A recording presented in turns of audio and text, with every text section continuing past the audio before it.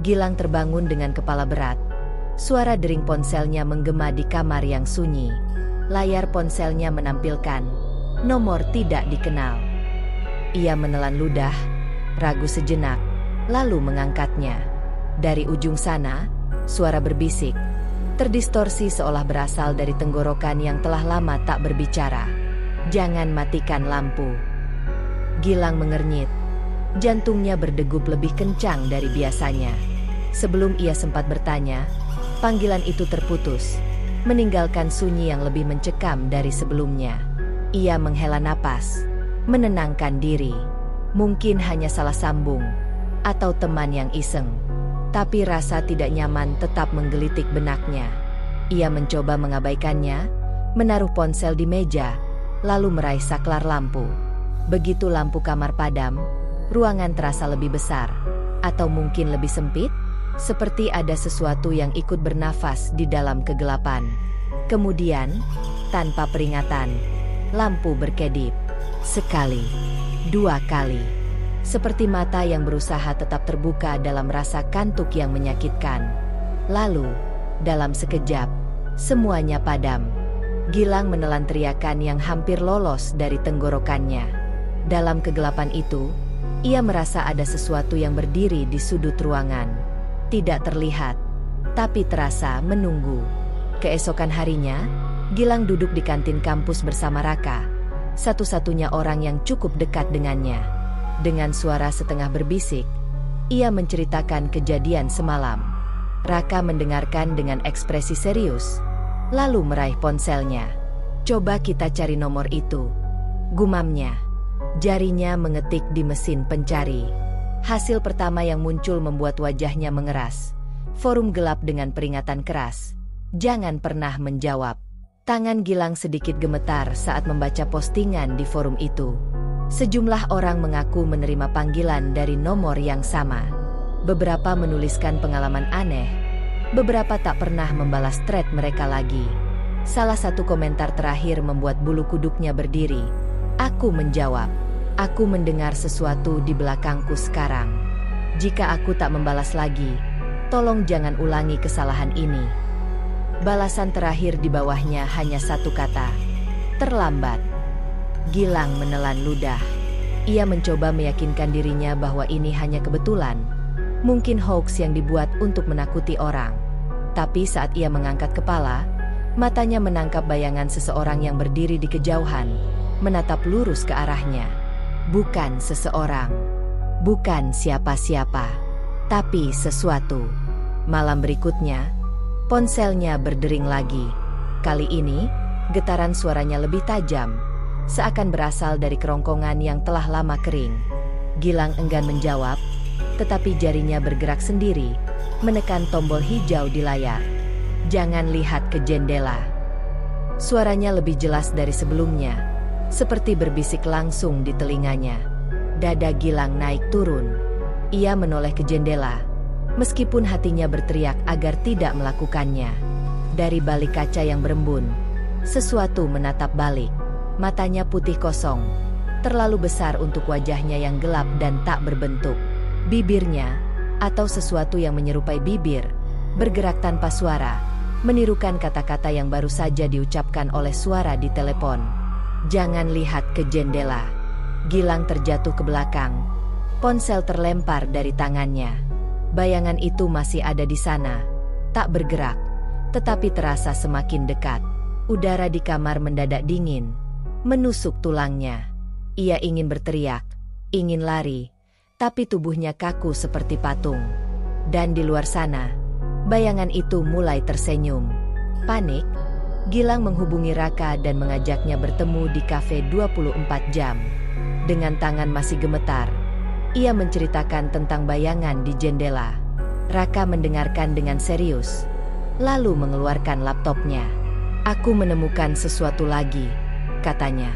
Ia menunjukkan sebuah artikel lama tentang seorang pria yang menghilang setelah menerima panggilan serupa. Pria itu, menurut artikel, adalah seorang pegawai kantoran yang mulai bertingkah aneh setelah menerima panggilan dari nomor misterius. Ia mengunci diri di kamar, sering berbicara sendiri, dan terakhir kali terlihat menatap ke jendela apartemennya sebelum menghilang. Tidak ada jejaknya yang ditemukan, kecuali sebuah rekaman suara di ponselnya yang berbunyi pelan. Sudah terlambat. Gilang merasakan sesuatu yang berat di dadanya. Seakan udara di sekelilingnya mulai menipis, menyesakan. Ia menoleh ke kaca jendela kafe, dan untuk sepersekian detik, ia melihatnya lagi. Bayangan hitam itu berdiri di luar, tersenyum kepadanya, meski tak memiliki wajah yang jelas. Gilang berusaha mengabaikan semua kejadian aneh itu. Ia mencoba menjalani hari seperti biasa, berpikir bahwa ini hanya paranoia yang berlebihan. Namun, saat ia bersiap tidur, ponselnya kembali berdering. Jantungnya mencelos melihat nomor tak dikenal itu. Dengan tangan gemetar, ia menjawab, "Jangan berbicara dengan pantulanmu." Gilang mengerutkan kening. Ia menoleh ke cermin di sudut kamarnya. Tidak ada yang aneh. Ia melangkah mendekat, menatap refleksi dirinya. Namun ada sesuatu yang terasa salah.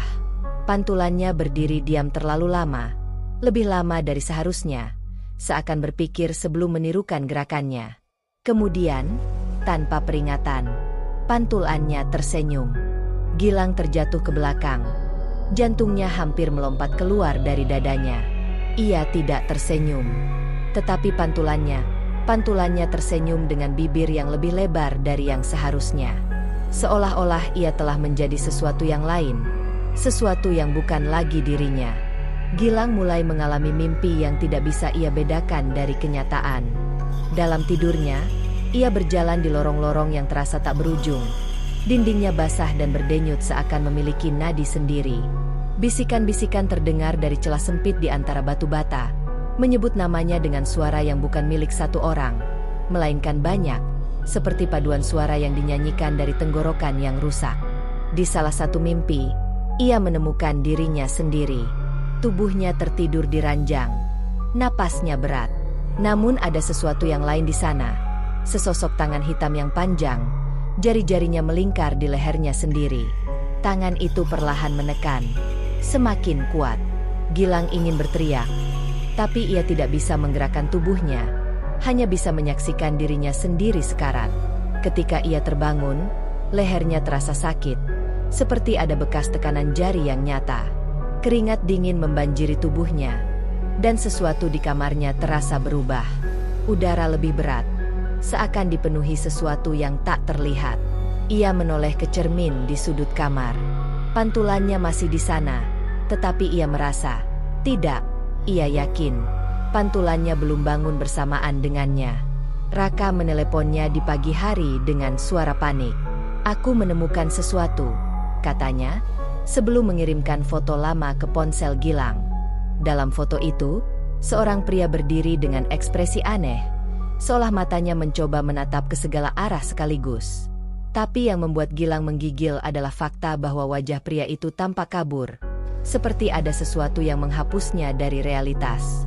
Di balik foto itu, ada tulisan tangan yang goresannya kasar, seperti ditulis oleh seseorang yang gemetar ketakutan. "Kau berikutnya."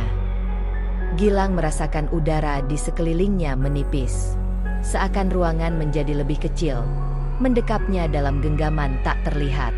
Ia menatap layar ponselnya, dan untuk sesaat, pantulan dirinya di layar itu tersenyum. Malam itu, ia mencoba tidur lebih awal, berharap semua ini hanya permainan pikirannya. Namun sebelum ia memejamkan mata, ponselnya menyala dengan sendirinya. Di layar, foto yang dikirim Raka perlahan berubah. Wajah pria itu semakin pudar, tetapi sesuatu yang lain mulai tampak di tempatnya. Sebuah wajah baru. Wajahnya sendiri. Keanehan mulai muncul di setiap pantulan yang ia lihat. Bukan hanya cermin, tetapi juga kaca jendela, layar ponsel, bahkan permukaan sendok. Setiap kali ia bergerak, pantulannya sedikit terlambat meniru. Awalnya hanya sepersekian detik, tapi lama-lama semakin jelas. Seperti ada sesuatu yang mencoba menghafal gerakannya.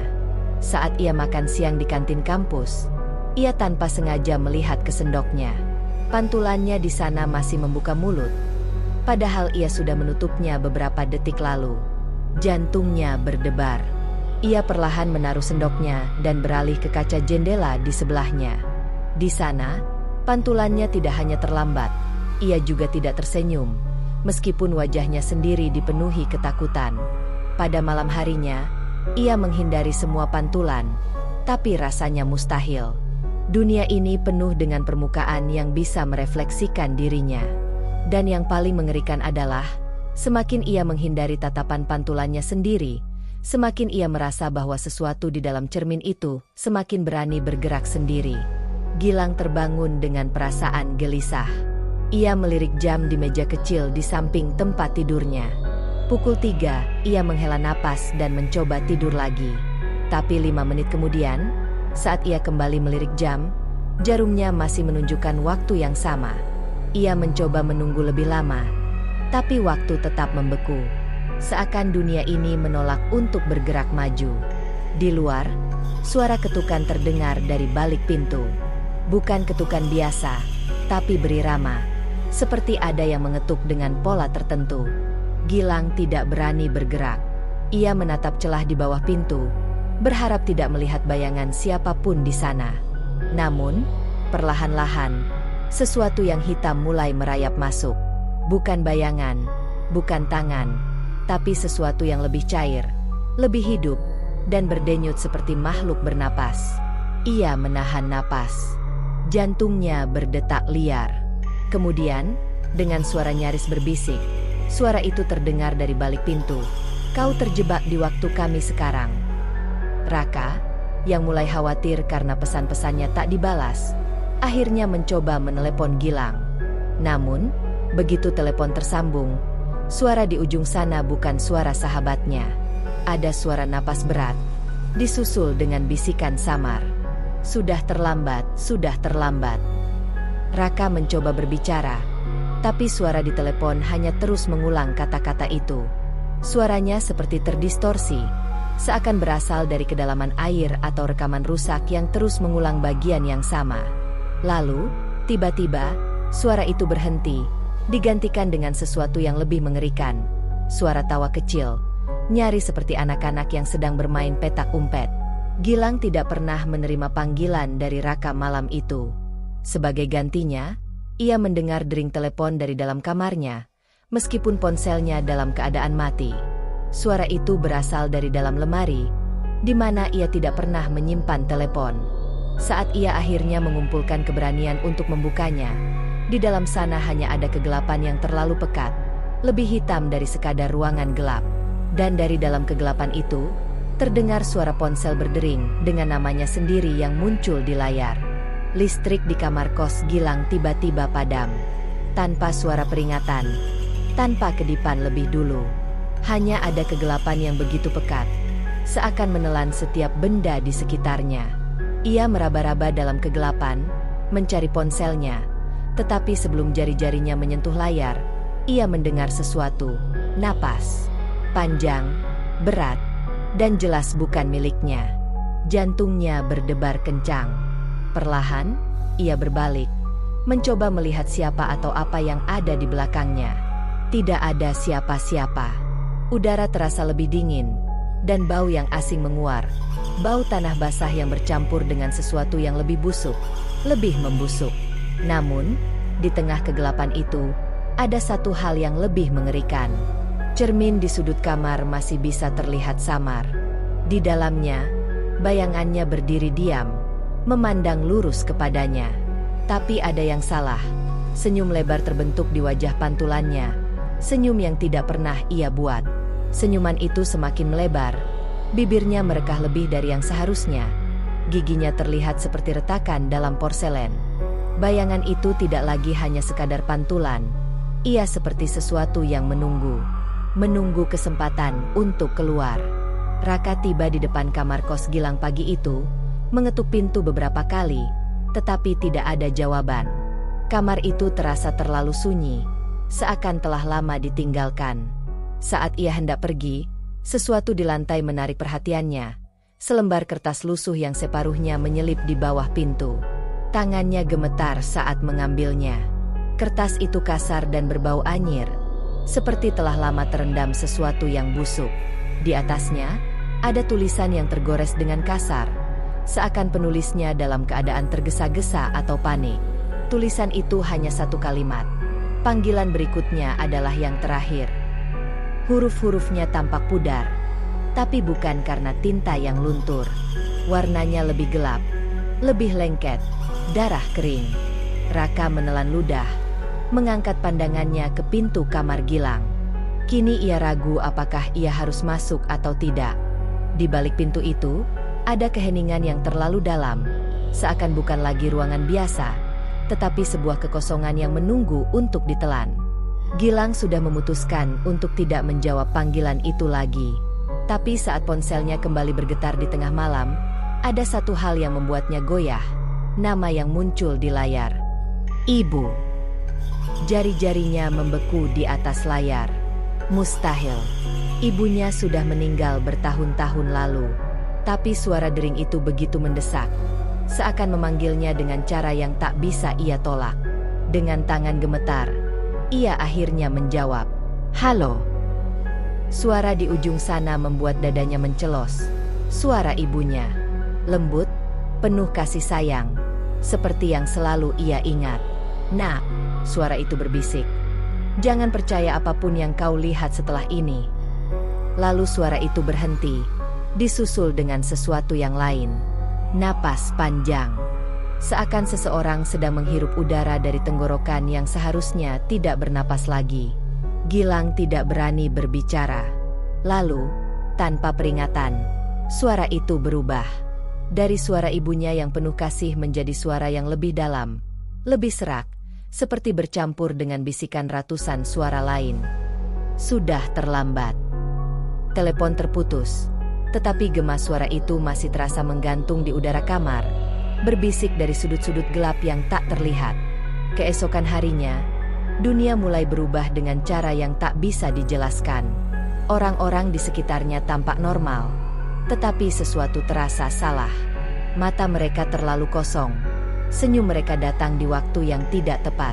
Mereka berbicara, tetapi mulut mereka bergerak dengan jeda aneh. Seolah-olah mereka hanyalah boneka yang mencoba meniru percakapan manusia. Saat ia bertemu Raka di kampus, ia merasa sedikit lebih lega, sampai Raka menggenggam bahunya dan berbisik di telinganya, "Mereka sudah tahu kau ada di sini." Gilang menegang. Saat ia menoleh, mata sahabatnya melebar, penuh ketakutan, seakan ada sesuatu yang hanya bisa ia lihat. "Jangan bergerak, jangan menoleh. Mereka sedang mengawasi." Gilang mengedarkan pandangan, mencoba tidak membuat gerakan mencolok. Tapi saat ia melihat pantulan di jendela kantin, dunia terasa runtuh. Semua orang di sana memang sedang bergerak, berbicara. Tetapi di dalam pantulan kaca, mereka semua berdiri diam, menghadap ke arahnya. Tidak bergerak, tidak berkedip, hanya melihat. Cermin di kamarnya tidak lagi menjadi sekadar benda mati. Pantulannya mulai bergerak dengan cara yang tidak seharusnya. Ia sadar, pantulannya sudah mulai bergerak lebih cepat darinya, seakan ingin mendahuluinya, seakan ingin keluar. Suatu malam, saat ia menghindari cermin, ia mendengar sesuatu dari sana, bisikan. Bukan suara asing, tapi suaranya sendiri. Dengan enggan, ia menoleh, dan yang ia lihat hampir membuatnya jatuh ke belakang. Pantulannya berdiri diam, tetapi bibirnya bergerak, berbicara tanpa suara. Lalu, dengan suara serak yang bergema dari dalam kaca, pantulannya berbisik, "Tukar tempat denganku." Gilang membeku. Lalu pantulannya mulai bergerak. Ia mengetukkan jarinya ke permukaan cermin, dan suara ketukan itu terdengar di belakangnya. Raka tak tahan lagi. Ia meraih ponsel Gilang dan membantingnya ke lantai. Layar retak dengan suara nyaring. Tetapi sebelum mereka sempat bernapas lega, suara itu masih terdengar. Bisikan samar meluncur dari serpihan kaca, seolah ponsel itu masih hidup meskipun sudah hancur berkeping-keping. Gilang mundur selangkah saat pecahan layar yang berserakan mulai bergetar sendiri. Cahaya redup muncul dari retakan, membentuk sesuatu yang menyerupai jendela kecil.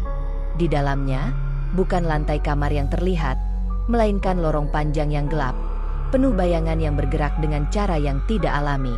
Sesuatu di sana sedang melihat ke arah mereka. Tiba-tiba, serpihan kaca terbesar memantulkan wajah seseorang. Wajah Gilang. Tapi bukan dirinya yang sekarang.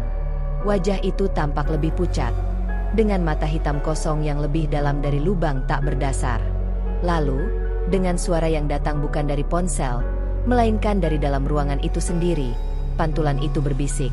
Bukan ponselnya yang harus dihancurkan, tapi penghubungnya. Gilang berjalan menyusuri kampus, mencoba mencari logika di tengah semua kekacauan ini. Tapi semakin ia berjalan, semakin banyak hal yang tak masuk akal. Setiap pintu yang ia lewati seolah menuntunnya ke tempat yang salah. Ia membuka pintu kelasnya, tapi yang ada di baliknya bukan ruang belajar. Sebaliknya, ia melihat lorong rumah sakit yang sepi dan berbau antiseptik basi. Lampu-lampu di langit-langit berkedip, dan di ujung lorong, seorang pasien dengan gaun rumah sakit berdiri dengan kepala miring, menatapnya tanpa ekspresi. Panik, ia menutup pintu dengan cepat. Tapi saat ia membuka pintu lain, toilet umum kampus, yang ia lihat justru kamar kosnya sendiri. Seolah-olah dunia telah terlipat, mencampurkan batas realitas yang seharusnya tak bersentuhan. Pintu bukan lagi sekadar pintu. Mereka menjadi celah menuju tempat-tempat yang tidak seharusnya ia datangi. Gilang mulai memperhatikan sesuatu yang lebih mengerikan. Dimanapun ia pergi, ada perasaan yang tidak bisa ia jelaskan. Seperti ada yang mengikutinya. Meski saat ia menoleh, tak ada siapa-siapa. Tapi lantai bercerita lain. Setiap kali ia berjalan di bawah cahaya, bayangannya tampak tidak sendirian. Di lantai, ada jejak bayangan lain yang tidak memiliki pemilik. Kadang, bayangan itu terlalu tinggi, kadang terlalu pendek, dan terkadang ia melihatnya menoleh ke arahnya, meskipun tidak ada kepala yang bisa bergerak di sana. Puncaknya terjadi di koridor kampus yang sepi. Saat ia berhenti, bayangan itu juga berhenti. Tapi kali ini, ia berani mencoba sesuatu. Dengan perlahan, ia mengangkat tangannya. Bayangannya mengikuti. Tapi bayangan tambahan itu, ia tidak ikut bergerak. Ia tetap berdiri diam, menghadap ke arah Gilang. Suara panggilan itu tidak lagi membutuhkan ponsel untuk menjangkau Gilang. Kini, ia mendengarnya dari tempat-tempat yang tak masuk akal. Dari radio yang belum dinyalakan. Dari TV yang mati. Dari kipas angin yang berputar dengan ritme aneh, menciptakan bisikan dalam desau anginnya. Suatu malam, saat ia menyalakan keran air di wastafel, suara dering itu muncul dari dalam pipa. Getarannya membuat cermin di atasnya bergetar. Dengan takut-takut, ia mendekat, berharap itu hanya imajinasinya. Tapi begitu ia menempelkan telinga ke wastafel, suara itu berubah menjadi sesuatu yang lebih mengerikan. Bisikan yang terlalu dekat, seakan ada seseorang tepat di seberang dinding. Lihat ke dalam cermin. Suara itu berbisik. Gilang membeku. Ia menatap cermin, dan untuk sesaat, tidak ada yang salah. Sampai akhirnya pantulannya mengangkat tangannya sendiri, padahal ia tidak bergerak sama sekali. Gilang panik saat Raka tidak merespons telepon dan pesan darinya. Ia segera pergi ke kos sahabatnya, berharap semua ini hanya kesalahpahaman. Tapi saat ia membuka pintu kamar Raka, dadanya mencelos. Ruangan itu kosong. Bukan hanya kosong dalam arti tidak ada orang, tetapi benar-benar kosong. Tak ada kasur, tak ada meja, tak ada tanda-tanda bahwa seseorang pernah tinggal di sana. Satu-satunya benda yang tersisa di ruangan itu adalah ponsel Raka yang tergeletak di lantai. Layarnya masih menyala. Dengan tangan gemetar, Gilang mengambilnya dan melihat pesan terakhir yang tertulis di sana. Aku juga menjawab teleponnya. Saat ia membaca pesan itu, ponsel tiba-tiba bergetar. Layar berubah menjadi hitam sebelum perlahan menampilkan sesuatu. Bukan teks, bukan gambar, tapi sebuah rekaman. Dengan ragu, Gilang menekan tombol play. Suara itu mulai berbisik, familiar dan mengerikan di saat yang bersamaan. Gilang, sekarang tinggal kau seorang diri. Gilang memutuskan untuk meninggalkan semua ini. Ia akan pulang ke rumah orang tuanya, meninggalkan kampus, kos, dan setiap mimpi buruk yang telah menghantuinya. Dengan langkah tergesa, ia berjalan menuju halte dan naik ke dalam bus. Kota bergerak perlahan di balik jendela, dan untuk pertama kalinya dalam beberapa hari, ia merasa sedikit lebih tenang. Namun, sesuatu mulai terasa aneh. Jalan yang seharusnya menuju rumahnya justru berputar-putar. Tanda-tanda yang ia kenali mulai menghilang, digantikan oleh sesuatu yang salah. Setiap persimpangan berakhir di tempat yang sama, kampusnya sendiri. Seolah-olah dunia telah menutup pintu untuknya, memaksanya kembali ke sumber kengerian itu. Ketika ia akhirnya turun dari bus, jantungnya berdegup kencang. Ia berdiri di depan gerbang kampus. Meskipun ia merasa telah melakukan perjalanan jauh, langit tampak lebih kelabu dari sebelumnya, dan udara terasa tebal, seolah mengandung sesuatu yang tak terlihat. Dunia tidak membiarkannya pergi. Malam itu, ponselnya berdering sekali lagi.